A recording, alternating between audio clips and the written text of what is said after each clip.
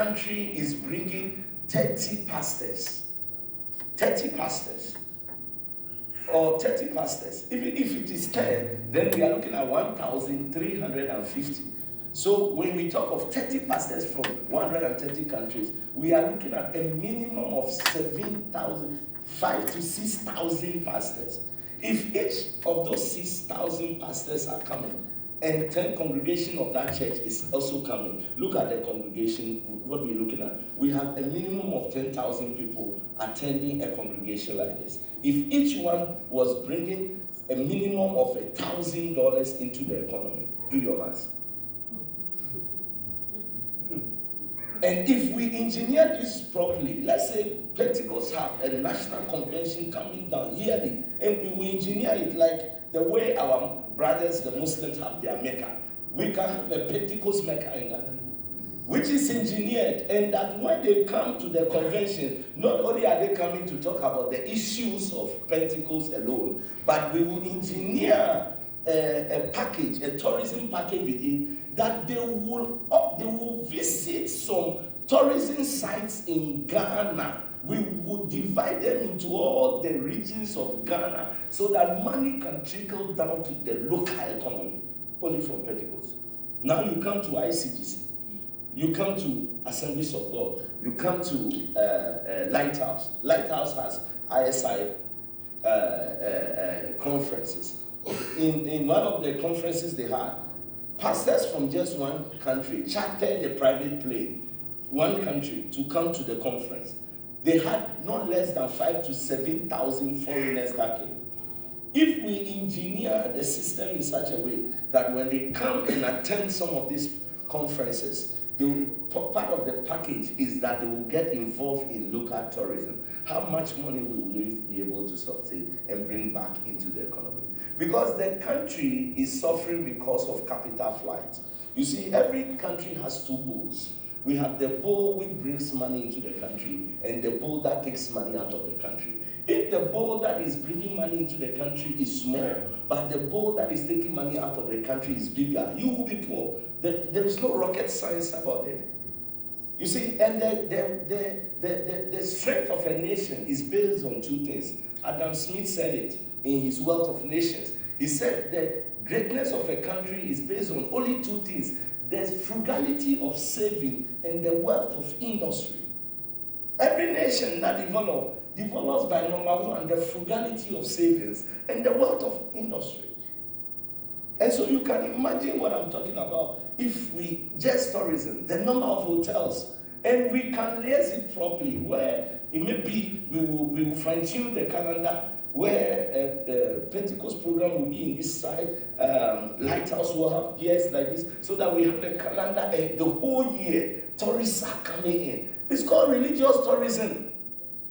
And that is why the Catholic Church is powerful, because of the number of visitors that go to the Vatican and the amount of money they put in the economy.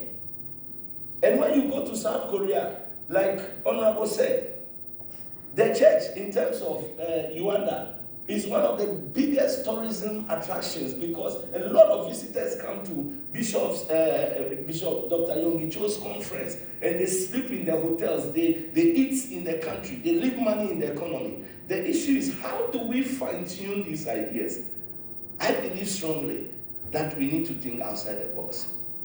And the first thing that the church can take advantage of, and the government can liaise to bring foreign money. And not only this, because some of the investors who comes to a nation, they first come as tourists. Because how do you invest in a place you don't know, and you don't fall in love with? And so these business guys come, they know we are coming, our church is here, there is a support system. Do you know how much money we can bring into the economy of this country? A lot of money. And so I believe that is number one of the things that we can look at. Number two, the church can also, you see, government is struggling. Let me give you a simple analysis. And for senior pastors here, take it note. There was a time where the most powerful churches were the ones who built primary schools. There was a time where when the children from the primary school graduated to JHS upper 6 those days. The churches that built the schools to take care of the transition became the most powerful churches. From there, the children needed to go to secondary schools. So the churches that built the secondary schools became the most powerful churches. Then there was a need for the children from secondary school to go to universities. So the churches that built the universities became the most powerful schools. Now the children has finished university and they are looking for job. The church of the future will be the church that creates industries.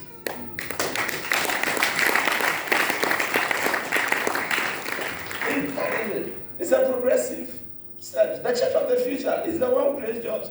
Because listen, if you allow the world to create all the jobs and they decide to make Sunday a working day, your church will be empty. Yes. It's only a matter of time. Asonamo was sharing about Dr. Yonggi Cho radio station and all that. Dr. Yonggi Cho said there was a time there was a newspaper, one of the major newspapers in South Korea, was always criticizing the church. One day, the Yonggi Cho and the church board met and they were angry. They said, let's buy them. They went and bought the place. They bought the newspaper. They bought all the shares of the newspaper. They bought everything and started using it to propagate the gospel. Because they were always writing against the church. They bought it and turned it for the kingdom, a vessel that the kingdom would use to develop itself. In education, I believe that the church is one of the greatest partners. Look at the number of auditoriums we have. We are a very small church with only 16 branches. Compared to the fathers, the Pentecost, we are crawling, we are baby, we are coming. But the number of auditoriums that we have and the number of halls that we have, even in our church, in our cathedral, that we only use for Sunday and Tuesday services.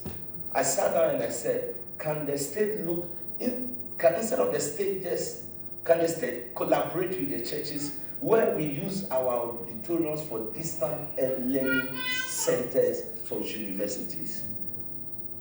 So instead of you coming to build a university in Ablekuma or in Ojibon Pese, there is an auditorium there fully furnished. Why don't we just use ICT where we can have distance education in all the auditoriums? Because the infrastructure is there, we don't use it. We have it. It's there. The churches. Look at the number of auditorium Church of Pentecost have.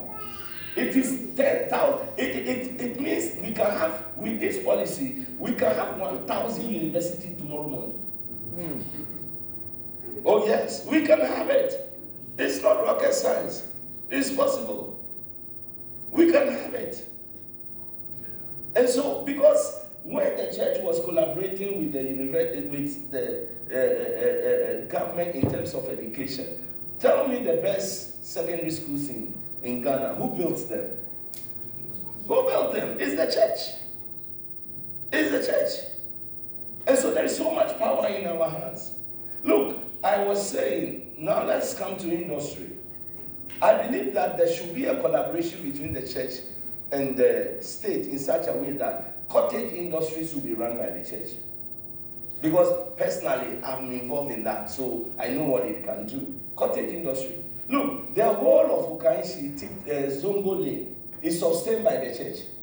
All the instruments that they are selling there, if the church refuses to buy instruments and the churches collapse, the whole of Zongo Lane won't exist. True or false? True. And so why don't the church also collaborate in such a way that we put in place policies that we decide that in the next 15 years, all the instruments that are imported, 40%, 60% will be made in Ghana. Progressively. I have always said that. Listen, do you know that there is no iPhone shop in India? Look at the market, the Indian market. iPhone wanted to sell in India. India refused. You know why? India has a policy that any mobile phone or any gadget you sell in India, 40% of the component of that mobile phone must be made in India. If not so, you will not sell in India. And iPhone was not ready to start giving subcontract for their microprocessors produced in India. India refused to license any Apple sales in India. Last week or last 2 weeks, do you know that a Chinese company has knocked off Tesla as the largest electric car production company in the world? How did that happen?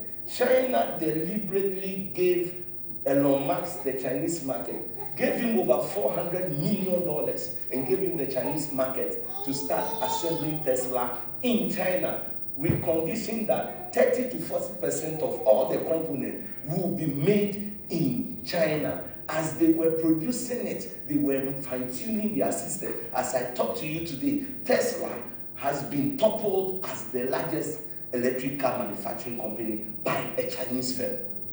Deliberate planning. Look, billionaires are not self-made. Don't be deceived. They are created. In a country you see rich men, Elon Musk was created. Obama gave him $400 million to pay for in 40 years. That was the seed money that turned Tesla into Tesla.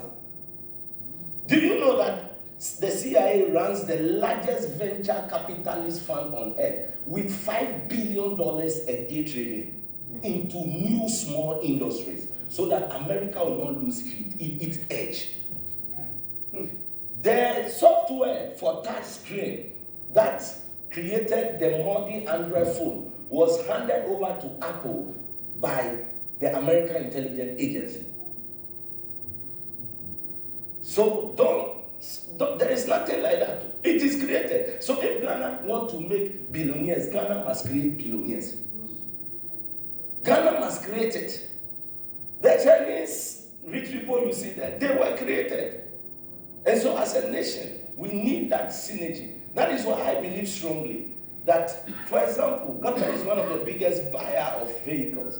Ghana, we must not buy a complete car into this country. South Africa does it. Every car you import into South Africa, the chairs and the carpets must be made in South Africa. These are from correct. So he just proved me right. The chairs are from South Africa. That is how they build the best upholstery industry. We can, yes.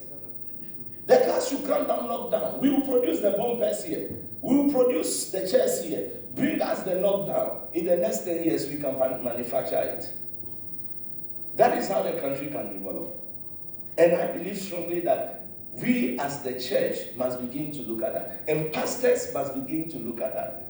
I believe strongly that as pastors, not only do we preach about salvation, which is our cardinal message, we cannot compromise. But we need to remember that if you save the soul and leave the body for the devil, the soul will follow the body to hell. So we must not be involved only in soul winning. After winning the soul, the body must also be saved. Moses' soul was saved, but the body, the devil was coming for it. And so the body of Christ and the church must also, as pastors, must begin to engineer and think in a way that we can create. Because I believe that if the Chinese without the Holy Spirit is going to the moon and space, the Christian must be able to go to Jupiter. The Christian must be able to go to Jupiter. And I believe the next collaboration must also be in the agricultural sector, because the church has power. Look at the number of churches we have. Imagine at the district level, we are able to create land bank for agriculture, where at the district level there is collaboration, where any church that wants to go into farming and can go and speak to the district, and the land can be made available and the church can farm. Look at what will happen to this nation. Because listen, we said the youth should go into farming. I don't believe in it. Hey, farming is not a poor man's business. No young man can wake up and succeed. I am a farmer. I am into fish farm. If I tell you the feed I buy a day to feed 10,000 fishes, no young man on his own can survive. Let's stop deceiving ourselves. We need to empower them. And I can see that it's the church that has that power, that can do it. Because a bag of feed is 140 Ghana cedis.